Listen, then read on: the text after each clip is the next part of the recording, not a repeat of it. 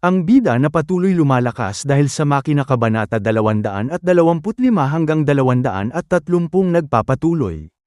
Sa kampo ng military nakipagkita si Liu Ping kay Executive Chief General ng North Caloocan Base. Matagumpay daw ang naging hakbang nila laban sa Research Institute. Literal daw na malakas bumembang ang ating bida at tinanong niya si Junjun kung maganda ang alyansa nila. Napakahusay daw ng naging collab nila, sabay nagkamayan sila. Gusto pa nitong magsama sila sa mga susunod na kabanata at nakatanggap si Liu Ping ng pabuya galing sa system sa tagumpay na alyansa sa militar. Bumalik na ang ating bida sa bahay ni Lolo. Sinalubong naman siya ng mga netizen. Matagumpay daw ang naging laban nila. Napakalupit daw ni Liu Ping, pati si Zheng Changsen Tambaloslos ay walang magawa. Malaki ang natalo sa sugal. Sinalubong din siya ng kapatid niya at si Valkyrie. Niyakap siya ni Valkyrie. Nagselos ang kapatid ng ating bida, puro babae daw ang inaatupag nito. Wala itong oras sa kanya, nilapitan ito at hinawakan siya sa ulo. Tinawag naman ni Secretary Sara si Liu Ping para pag-usapan ang tungkol sa bihag at makakuha daw ito ng cash puntos. Malakas daw ang bakuna na Valkyrie, kailangan niya mabakunahan ulit ng second dose. Si Kelly tinanong niya si Long Suwan kung anong lagay ng mga bihag. Ayaw daw nitong kumanta. Iniisip ni Liu Ping mahihirapan siyang makuha ang pabuya. Nagsabi si Sintong na tutulungan niya ang kanyang kuya mapasuko ang dalawa. Anong paraan daw ang gagamitin nito? Siya na daw ang bahala. Kahit ayaw umamin ni babaeng tamad, si Sintong na magpapaamin sa kanila. Wala daw itong mapapala kahit anong gawin nito. Hindi sila magsasalita. Nagsimula na ang parusa. Maya-maya ay sumuko na sila. Napakagaling daw ng kapatid ng ating bida na pasuko niya ang dalawa. Sabay nakatanggap si Liu Ping ng pabuya 5,000 cash puntos. Nagselos naman si Cecilia. Galit itong sinabi na siya lang daw ang number 1 fan ni Sintong, sa kanya lang lahat ang regalo. Hindi ito pwedeng agawin ng dalawa. Sa clinic sisimulan na nilang turukan ng bakuna si Kelly ng second dose na Valkyrie. Handa na daw siya. Malakas daw ang bakuna, 10% pag-asa magkaroon ng bagong kapangyarihan. Tinurukan na si Kelly, matutulog daw ito ng 2 araw. Natatakot si Liu Ping sa kalagayan nito. Sa sumunod na araw malalim ang iniisip ni Liu Ping tungkol kay Zheng Changsen. Alam daw nito na tatamaan sila ng insektong bomba, kaya sinusubukan niyang pamunuan ang lahat. Marami din itong plano sa buhay. Nagbigay si system ng 3 misyon, puro 30,000 cash puntos ang pabuya. Wasakin daw ang alinman sa 3 subway Metro Clan, samahan ng mga relihiyoso o Research Institute. Nagtrabaho ulit siya kay Auntie Lee. Menesahe niya ito ng todo. Napapaiyak ang ating bida dahil lagi daw itong tinutoyo. Ginawa niya daw ang bagay na ito para hindi siya mahirapan sa trabaho. Kapag naging malakas daw siya, saka siya lalaban sa kanila. Lagi daw siyang napipilitan magtrabaho at binigyan siya ni Scarlet Queen ng pulang diamond. Tuwang-tuwa siya, nakalimutan na nito ang lahat ng pagod dahil sahod na.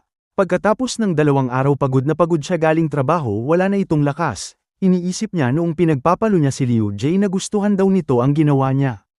Tinitingnan ni Liu Ping ang mga nakuha niya na ayuda sa 2 babae. Kailangan daw may matapos siya sa 3 misyon para mapahina si Zheng Changsen Tambaloslos. Ang samahan ng mga relihiyoso ay hindi pa niya alam gaano kalaki ang puwersa nito. At ang Research Institute ay mahirap itong kalaban. Malaki ang puwersa nito. Ang natitira na lang ay ang Subway Clan kung saan may kakampi siya si Virus, kaya madali na lang ito.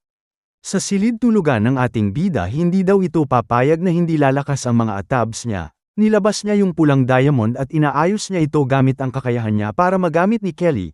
Pinuntahan niya si Kelly, nasa kritikal na kalagayan, sabay pinasuot ang hairband. Nagulat si Liu Ping dahil lumipad dito sa ere at tumataas ang kapangyarihan nito. Naging isa itong superhero Phoenix. Kelly, ginigising ito ng ating bida. Nagpakawala ito ng malakas na Reiatsu. Naramdaman ito ng bahay ni Lolo. Isa daw itong SS level mutant. Pinalipad ni Kelly yung mga bakal kasama na doon ng ating bida. Napa-aray ko po ito. Dumating naman si Lee Sin. Nagtanong anong nangyayari. Sinira ang baril, sabay lumipad ito sa taas. Napatanong si Lee Sin bakit ito ginagawa ni Kelly. Inatake ito ni Liu Ping gamit ang octopus na kamay. Saka nahulog si Kelly at nagising. Sabay sinalo siya ng ating bida para hindi ito ma-fall sa iba. Nawala daw ito sa sarili. Tinanong nila anong bagong kakayahan niya. Kaya daw nitong paghiwalayan ang lahat kasama na ang jowa mo at ikaw. Tiningnan ni Liu Ping ang biodata nito. Nagulat siya dahil malakas ito, kasing lakas daw niya ang SS class mutant. Nagpakawala ng isang malakas na Reiatsu si Kelly. Napatanong ang mga netizen sa pagkagulat, dahil lumilindol ng malakas sabay binaklas ang octopus na kamay. Isa daw siyang magic hero. Nainggit naman si Lee Sin dahil sa SS level na ito gusto niya rin maging kagaya ni Kelly. Sa susunod na lang daw ito.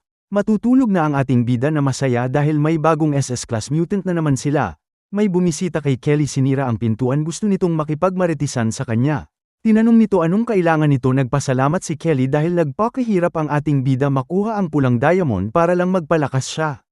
Kaya kailangan niya itong bigyan ng gantimpala. Nagulat si Liu Ping anong klaseng surprise ito.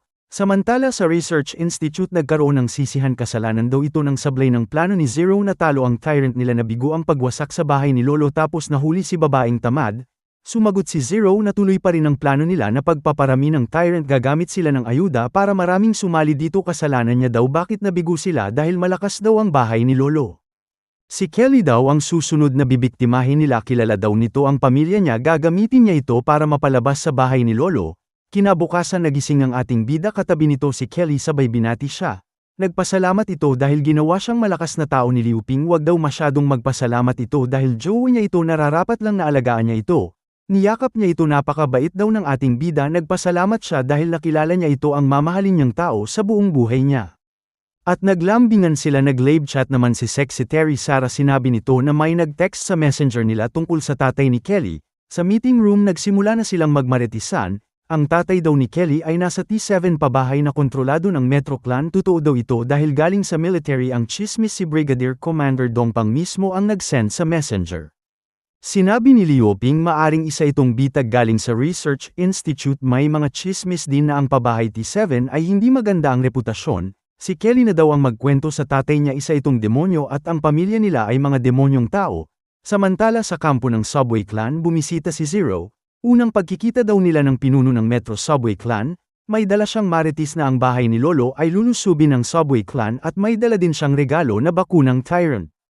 Tuwang-tuwa naman ang boss ng Metro Subway Clan si Mordley. Matapang na daw ang mga hayop. May bayag na silang lumaban.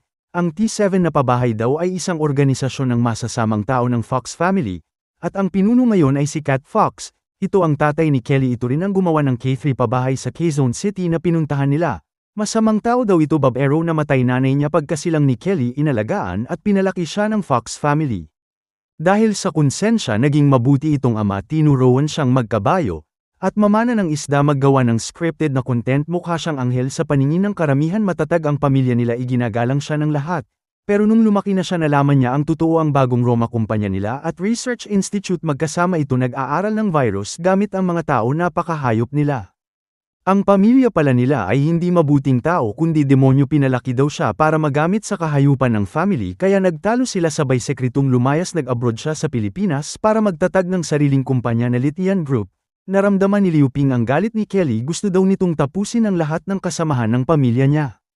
Sumang-ayon naman sa kanya ang ating bida. Ito na daw ang panahon para tulungan ang kakampi nila. Wawakasan nila ang Metro Subway Clan kasama si Virus. Sinabi niya kay Sexy Terry Sara na kontakin si Virus. Babakapan daw nila ito para maging bagong pinuno ng Metro Subway Clan. Ang kapalit ay buong suporta sa bahay ni Lolo at si Long Suwan Valkyrie. Pupunta sila sa kampo ni Virus para kunin ang mga tao na pinangako nito. Si Zhang Yu Daking at kapatid nito ang magbabantay sa bahay ni Lolo. Nagpasalamat si Kelly dahil tutulungan siya matapos ang problema sa pamilya para din daw mabawasan ang puwersa ni Zing Changsen Tambaloslos.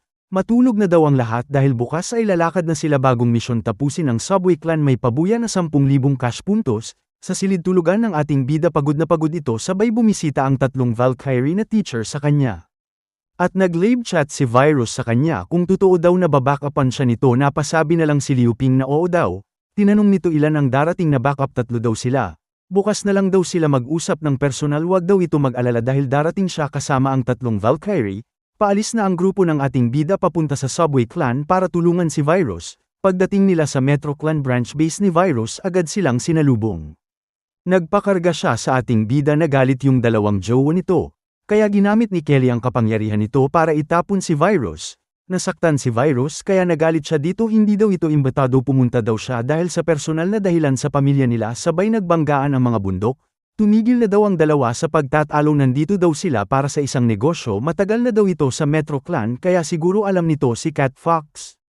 Tropa pa daw ito ni Mordley. Pinuno ng Metro Clan business partner sila. Ito daw nagbibigay ng mga malalakas na sandata kaya lumakas ang sakop nila. Yun daw ang pakay ng ating bida. Paano niya ito mahahanap? Pareho daw sila ng target kaya ibinigay nito ang mapa ng sakop ng Metro Subway Clan. Nakikipagbakbakan daw sila sa kampo nila. Nagtanong si Liu Ping bakit isang lugar lang pinaglalabanan nila. Pwede naman sa ibang daanan. Mindset ba mindset? Dahil daw ito sa tatay ni Kelly. Matalino ito.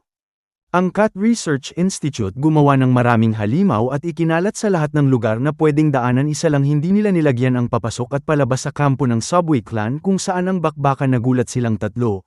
Isipin lang nila malawak ang subway ng buong syudad pero isa lang namumuno dito dahil isinara ang ibang pintuan nito. Ang nag-iisang boss dito ay Subway Clan. Kaya nagsama si Mordley at Kat gumawa ng nakakatakot na halimaw pagkatapos pinatay nila ang ibang clan sa subway, kaya sila na may hawak ng lahat para hindi malaman ang kahinaan nila. Gumawa sila ng harang, kailangan nilang makuha ang branch kampo ng Metro Clan dahil ito lang ang pwedeng tirahan maliban sa malaking kampo nila. Kaya pala may mga gagambang aswang sa dinaanan nila dati at isa lang ang ligtas na daan ang pinag-aagawan nila. Pero malakas daw ang ating bida kaya nilang mag-shortcut para makarating sa malaking kampo ng Metro Subway Clan. Nagsimula na silang maglakad at sa shortcut sila dumaan. Tinanong ni Virus kung maayos ang plano nito, kasama daw ng mga atabs ni Virus ang mga Valkyrie para umatake sa harap at makuha ang atensyon ng kalaban habang sila ay dadaan sa pinagbabawal na daan sa likod. Biglang may humawak sa balikat ng kasama nila, pinagbintangan tuloy yung kasunod sa kanya. Sumagot naman ito, hindi siya kupal. Napalingon siya kung sino yung kupal na yun, sabay inatake siya ulit. Nagulat ang lahat dahil nasa harap nila ay isang malaking halimaw na aswang. At dito nagtatapos ang Kabanata 225 hanggang 230. Maraming salamat po sa panunood nyo. Mag-subscribe para laging updated sa buhay ni Liu Ping.